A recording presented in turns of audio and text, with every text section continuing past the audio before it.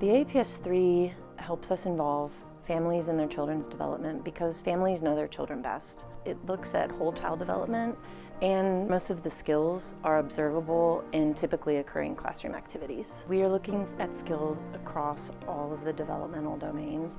With the results from the AEPS, we can identify individual targeted objectives for each child in the classroom. Our teachers here at the ECO will tell us that they don't really feel like they're teaching until after they complete the AEPS, because the AEPS helps guide their instruction, because they identify those goals for children so that when they're implementing activities, they're not just doing activities, but those activities have a purpose.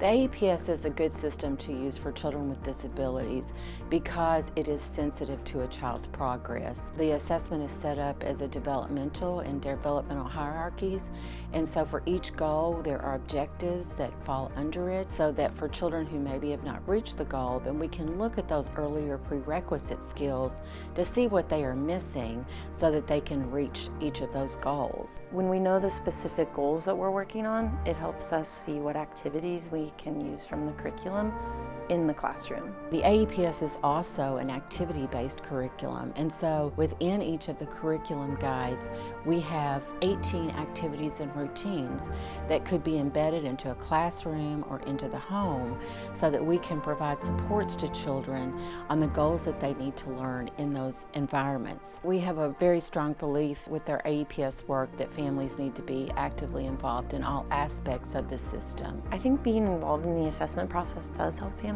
because they can see skills that their children have achieved and that they are maintaining, and they can also see skills that maybe their child just needs a little bit more help with.